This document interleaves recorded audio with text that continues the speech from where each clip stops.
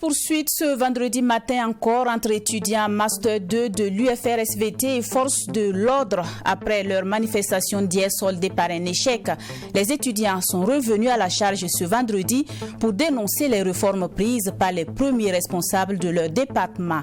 Ils ont été une fois de plus dispersés. Vous entendrez le délégué général de la promotion dans cette édition. Grogne sur la cherté des tarifs des opérateurs de téléphonie mobile, les opérateurs prennent 4 engagements après une rencontre avec l'ARCEP. Ils s'engagent entre autres à offrir une bonne gestion des bonus des consommateurs. Tous les détails sur cette rencontre à suivre également dans un instant. Ce soir, nous serons aussi à l'Assemblée législative de transition. Les députés ont donné quitus au gouvernement ce vendredi pour l'acquisition d'équipements militaires pour lutter efficacement contre le terrorisme. Le gouvernement a besoin de plus de 252 milliards de francs CFA pour acheter ce matériel chez un fournisseur turc qui a choisi IB Bank pour la garantie bancaire. Tous les détails à suivre dans ce 20h. Bonsoir et merci de nous suivre. La situation était toujours tendue ce vendredi matin à l'université Joseph Kizerbo. Les courses poursuites entre CRS et étudiants grévistes ont continué.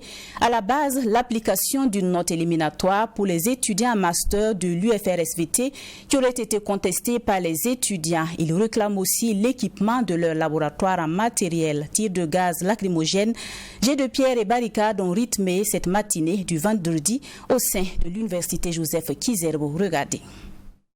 Des barricades ci et là, des douilles de balles, des résidus de gaz lacrymogène. C'est le constat fait ce 14 avril après l'affrontement entre la compagnie républicaine de sécurité CRS et les étudiants en Master 2 de la promotion 2022-2023 de l'UFR-SVT. Malgré leur mouvement d'humeur du 13 avril dernier, qui s'est terminé par une course-poursuite, les étudiants de la dite promotion reviennent à la charge pour exprimer leur désapprobation vis-à-vis des réformes engagées par leur département qui ne visent que leur promotion. Ils qualifient ce nouveau régime d'études d'anti-étudiants et déplorent le manque de matériel au sein des laboratoires pour une bonne formation. Dans les anciens tests, le volume horaire d'un cours c'était 12.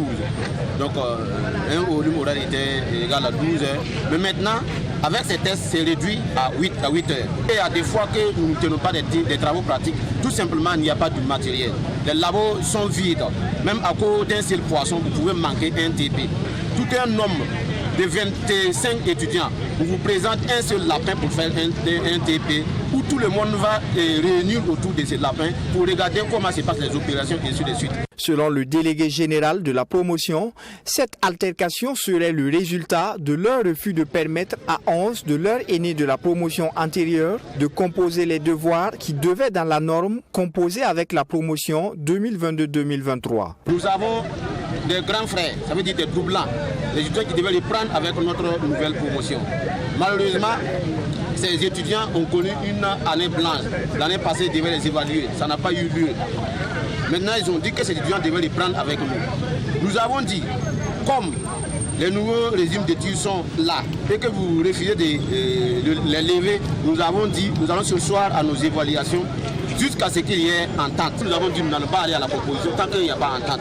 Donc l'administration a jugé bon d'isoler les 11 là pour les faire composer.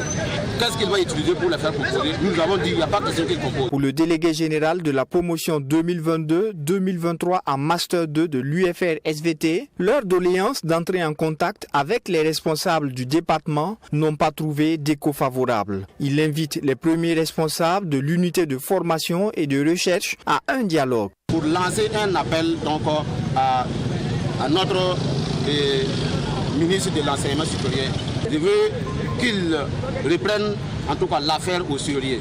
Parce que cette direction a quand même montré ses limites.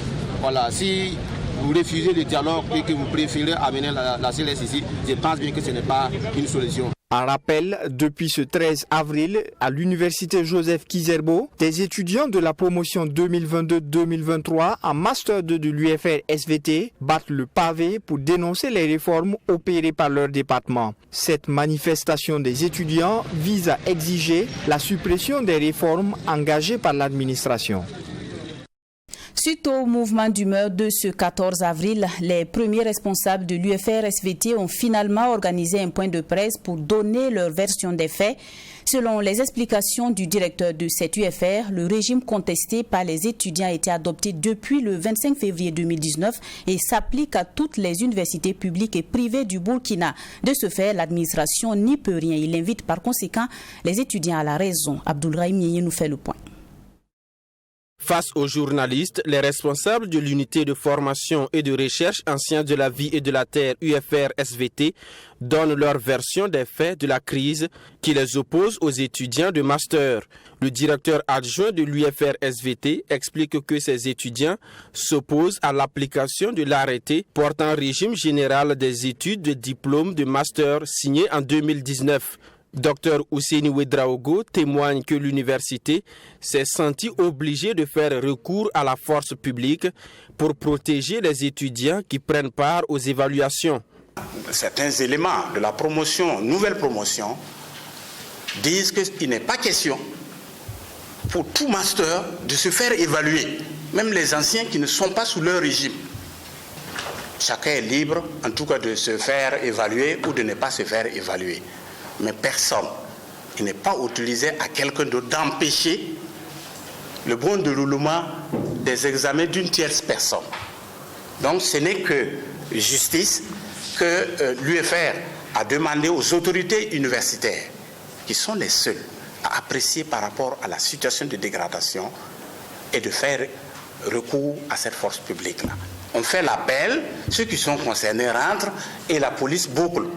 Maintenant, comme ils ne sont pas contents, ils veulent s'attaquer à la police. C'est ça qui a amené tout le bruit. Sinon, tout se déroule normalement. Le régime général des études de diplôme de master exige qu'un étudiant, pour valider un semestre, doit non seulement avoir 10 de moyenne, mais aussi ne pas avoir une note inférieure à 7 sur 20 dans une unité d'enseignement. C'est ce qu'explique le directeur adjoint. Dans les textes, il faut valider toutes les UE pour passer à une étape supérieure. Nonobstant cela, on a convenu que, même si tu ne valides pas toutes les UE, si au moins tu as la moyenne et tu n'as pas de mauvaise note. Mauvaise note, c'est quoi? Ne pas avoir une note inférieure à 7. Et c'est ça peut-être qui fait qu'ils ne sont pas contents. Mais c'est une garantie que nous avons mise ici pour améliorer la qualité de l'enseignement. Il n'y a pas de note éliminatoire en SVT.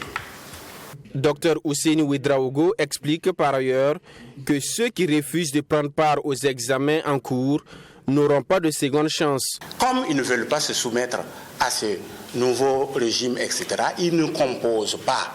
Ils ont même, sous la houlette d'organisations d'étudiants à caractère syndical, ils se sont donc permis de dire qu'ils suspendent les évaluations. Alors l'administration a simplement dit tout ce que nous avons entrepris ensemble jusque-là. Il n'y a jamais eu de remise en question, même entre les étudiants, il n'y a jamais eu de remise en question de ce programme. Alors ce programme tient. Et les textes en la matière sont clairs. Toute évaluation non exécutée, toute absence à une évaluation équivaut à 0. Les responsables de l'UFR-SVT estiment qu'ils ne peuvent qu'appliquer les textes en vigueur. Ils invitent les étudiants à revenir à la raison, car pour eux, les réformes visent à garantir une qualité de la formation et une crédibilité des diplômes.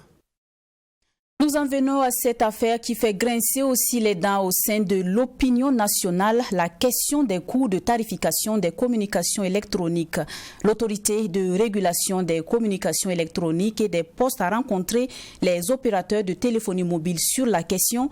Ce 14 avril, l'ARCEP a convié la presse pour leur faire part de la substance de cette rencontre. Selon les explications, les opérateurs de téléphonie mobile ont donné des éclaircissements sur 4 points principaux qui sont la durée de validité des offres des opérateurs, la tarification de la connexion Internet, la consommation des bonus et la lisibilité des offres. Les détails, c'est avec Maxime Jean Bambara et c'est dans cet élément. Au siège de l'autorité de régulation des communications électroniques et des postes ARCEP, l'heure est aux explications après les récentes plaintes des consommateurs sur les services de téléphonie mobile. À l'ordre du jour de cette conférence de presse animée par le secrétaire exécutif de l'ARCEP, entouré des directeurs généraux des 3 téléphonies mobiles, 4 principaux points. Il s'agit notamment de la durée de validité des offres des opérateurs, de la tarification de la connexion Internet, de la gestion des bonus et de la lisibilité des offres. Sur le premier point, le secrétaire exécutif de l'ARCEP, Patrice Compaoré, rassure. Quand on recharge, est-ce que si dans l'offre on me dit que c'est une offre qui se termine dans 1 mois, est-ce que si je n'arrive pas à consommer au bout donc de l'expiration, la pratique aujourd'hui c'est que l'opérateur écrase les soldes. De nos échanges, les opérateurs et l'ARCEP, les opérateurs n'ont pas de problème, donc ils sont d'accord pour le principe, mais ils voudront donc se référer donc aux équipes techniques pour voir les modalités et la faisabilité et nous revenir dans un délai d'1 semaine. Sur la question de la tarification avec le coût de la connexion jugé cher par les consommateurs, le secrétaire exécutif de l'ARCEP a indiqué qu'une étude est en cours afin de déterminer des prix qui arrangent à la fois les consommateurs et les opérateurs. Pour cette tarification, ça demande qu'une étude puisse se faire au niveau de l'ARCEP. Cette étude est en cours, mais nous avons besoin de certaines informations des opérateurs. Ils se sont engagés à nous fournir ces informations dans un délai court et nous allons justement travailler, in fine, à sortir un coût qui puisse être, en tout cas, abordable vis-à-vis donc des consommateurs.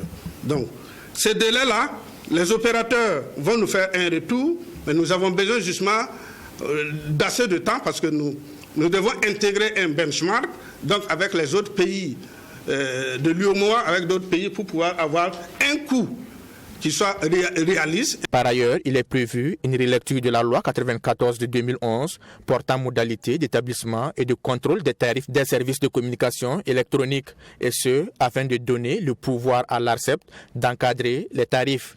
Le troisième point est relatif à la gestion des bonus, une question qui a également fait objet d'échanges entre les directeurs généraux des sociétés de téléphonie mobile et l'ARCEP. Les opérateurs s'engagent à travailler à une bonne gestion des bonus des consommateurs.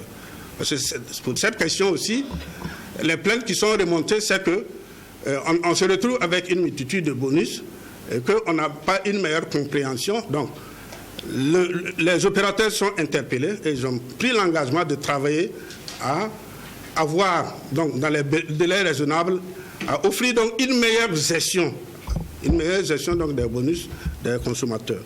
Selon Patrice Compaoré, les opérateurs de téléphonie mobile ont également pris l'engagement sur le 4e point de communiquer davantage sur leurs différentes offres pour une meilleure lisibilité. Le secrétaire exécutif de l'autorité de régulation des communications électroniques et des postes invite les consommateurs à la retenue afin de donner une chance aux concertations, de trouver les meilleures solutions aux préoccupations légitimes soulevées. Les assises nationales sur la dématérialisation de l'administration publique ont refermé leurs portes ce jeudi 13 avril. Les 3 jours de travaux ont permis d'aboutir à une nouvelle feuille de route qui contient 43 procédures identifiées pour lever les obstacles liés à la dématérialisation de l'administration publique au Burkina. Pour y arriver, l'État a besoin de plus de 5 milliards de francs CFA pour financer les recherches. Le point des travaux résumé ici par Amadou Brema et Wendla Sida Kabouri. Après 72 heures de travaux sur la dématérialisation, les participants ont adopté une feuille de route. Ainsi, au titre de l'année 2023, ce sont au total 43 procédures prioritaires qui ont été identifiées, dont 28 procédures orientées citoyens et entreprises qui ont été présentées. Il s'agit en outre de la procédure de délivrance en ligne du casier judiciaire et du certificat de nationalité, la plateforme de paiement électronique de l'État. Outre cela, il y a le système de gestion des titres de transport qui permettra de délivrer des titres tels que les cartes grises et les permis de conduire, l'authentification des diplômes au niveau du Burkina Faso, la mise en place d'une base de données des diplômes au niveau du ministère en charge de l'enseignement supérieur. Pour la ministre en charge de la transformation digitale, Dr Aminata Zerbo, le gouvernement doit mobiliser les ressources financières dans l'atteinte de ses objectifs. Déjà, ces assises sonnent la mobilisation générale et nous avons pu le voir, tous les acteurs sont mobilisés et les réflexions de ces 72 heures ont permis en tout cas d'identifier les mécanismes sur différents aspects et nous pensons que nous allons mobiliser toutes les ressources humaines mais également financières et matérielles pour atteindre cet objectif-là. Pour rendre plus dynamique le secteur de la digitalisation et surtout réussir le processus de dématérialisation, il faut une bonne qualité de la connexion Internet. Dr Aminata Zerbo de reconnaître que la question de la connectivité est un défi à relever. Vous avez vu au niveau des recommandations, le comité qui doit justement faire le suivi de la mise en œuvre de ces recommandations-là. On a aussi proposé un comité pour le suivi des recommandations qui ont été faites déjà pour le réseau national de l'administration. Donc ça déjà c'est un pan pour résoudre les problèmes de connectivité que nous avons. Donc au niveau de l'administration, il y a un réseau qui est là.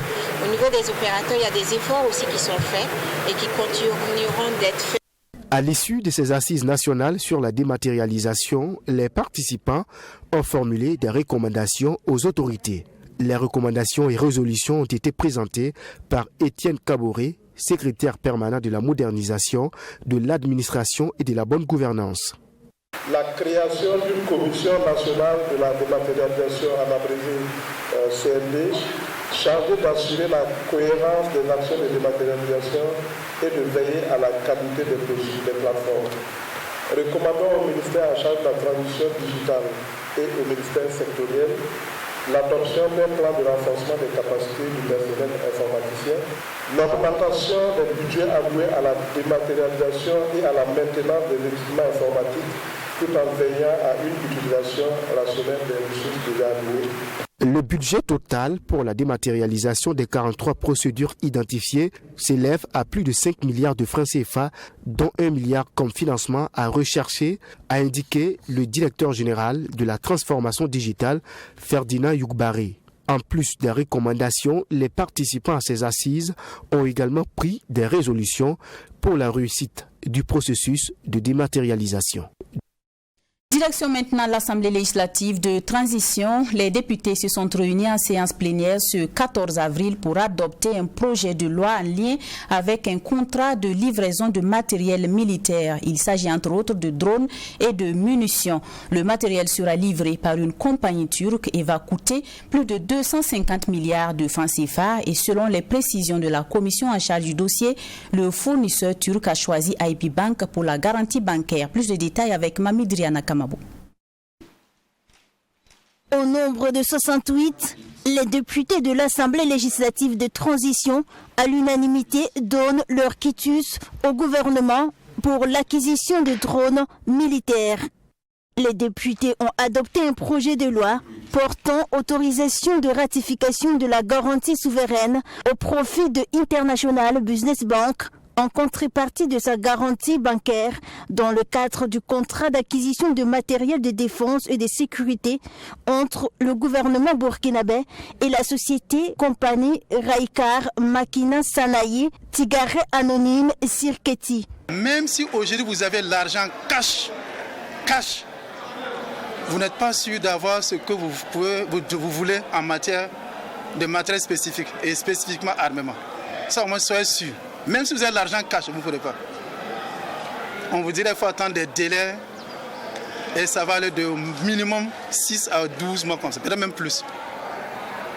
Mais nous avons la chance d'avoir un partenaire qui nous aide, qui nous a même donné une partie après avoir payé l'avance. Et la garantie souveraine était faite parce qu'il veut au moins sûr, compte tenu du montant, il faut continuer l'opération. Et dès que cette garantie est ratifiée comme ça vient de le faire, ça donne le coup de départ pour les prochaines livraisons. Avant l'adoption de ce projet de loi, les députés ont dû questionner le gouvernement, représenté par le ministre d'État, ministre de la Défense et des anciens combattants. Les questions portaient sur l'urgence à faire ratifier l'ALT, le présent projet de loi, le choix, la capacité financière et l'expérience de IB Bank pour assurer un tel type de contrat. Et le fournisseur a l'habitude de travailler avec IB Bank. Donc c'est pour ça d'ailleurs que le fournisseur a dit qu'on va cela. Au fait, ça va être une sorte de double garantie. Au moins que le fournisseur, s'il ne reçoit pas, il mettra sa garantie sur la banque. La banque étant installée au Burkina, pour aussi être sûr qu'il n'y aura jamais de problème et qu'elle ne sera pas saisie dans ses activités avec le fournisseur, a préféré avoir cette garantie souveraine. L'octroi de cette garantie a pour objectif la couverture de l'opération d'acquisition de matériel de défense et de sécurité au profit des forces armées nationales. Cette garantie va couvrir une période de 12 mois à compter de la date de sa signature. Ça sera remboursé sur 12 mois. 12 mois, c'est la répartition entre les 12 mois. Au cas où l'État burkinabé n'arriverait pas à payer, à respecter les clauses du contrat, que la banque IB Bank va entrer dans le jeu. Sinon, jusque-là, IB Bank sera toujours à côté au cas où l'État burkinabé sera défaillant. Et ça concerne seulement pour un seul mois, c'est-à-dire le 12e du contrat.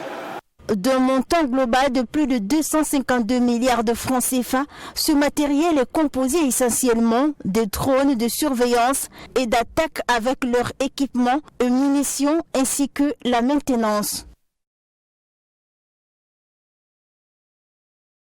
La divagation des animaux, on en reparle, un phénomène qui entraîne des accidents de circulation routière et aussi ces animaux détruisent le couvert végétal. La direction de la police de salubrité et de la tranquillité urbaine de la police municipale de Ouagadougou mène au quotidien des missions de lutte contre ce fléau dans la ville de Ouagadougou. Courant le premier trimestre de l'année 2023, environ 600 têtes d'animaux ont été mis en fourrière. La police municipale rappelle que l'élevage est proscrit en milieu urbain.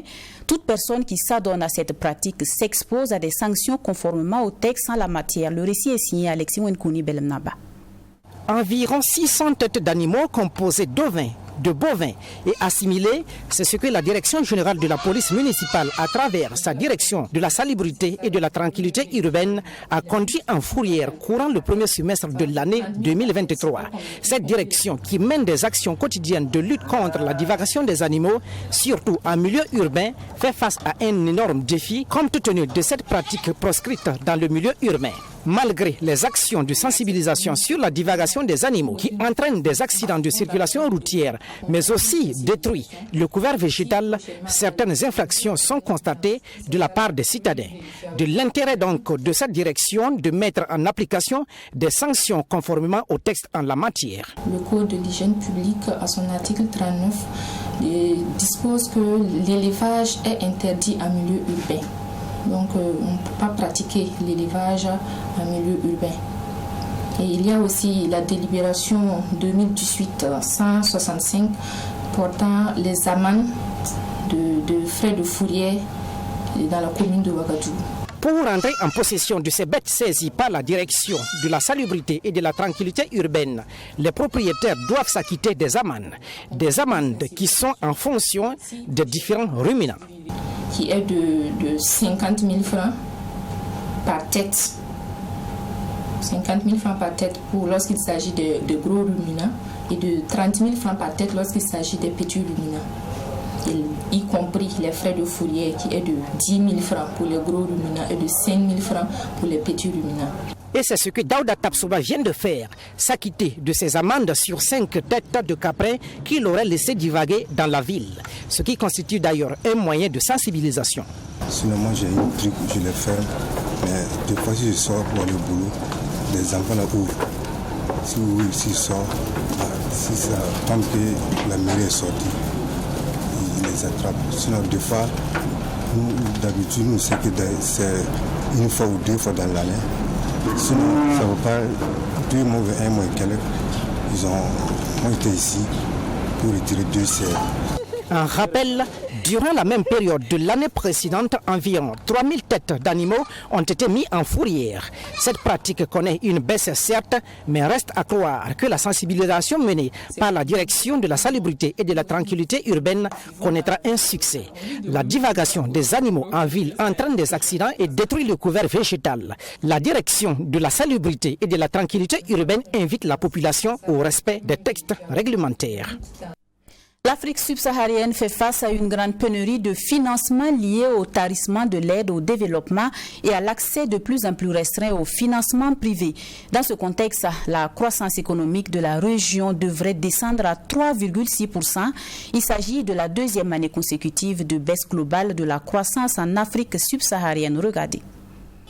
La croissance en Afrique subsaharienne reste faible et devrait ralentir à 3,6% en 2023 en raison d'une forte pénurie de financement, selon une déclaration du Fonds monétaire international. Pour le FMI, les pays d'Afrique subsaharienne risquent d'être contraints de réduire les budgets consacrés aux services essentiels tels que la santé, l'éducation ou les infrastructures, ce qui freinerait le développement économique de cette région. Je pense que la priorité est donnée aux politiques visant à renforcer la résilience des économies. Dans de nombreux pays, par exemple, la mobilisation de revenus nationaux plus importants constitue un défi de taille. Il faut s'attaquer à ce problème dès lors qu'il s'agit du principal défi à relever. Ensuite, je pense qu'il est également important d'envisager une politique visant à isoler les économies nationales de l'environnement extérieur. Ainsi, l'ajustement des taux de change, le recalibrage des taux d'intérêt et la réduction de l'inflation devront être envisagés pour faire face à cet environnement extérieur défavorable. Jusque-là, le FMI a fourni aux pays concernés un financement d'environ 50 milliards de dollars et continuera à travailler avec la région pour mettre en place les politiques adéquates adaptées aux besoins de chaque pays. Cette édition se referme ici. Merci d'avoir été des nôtres. Excellent début de week-end en compagnie de nos programmes. Bonsoir.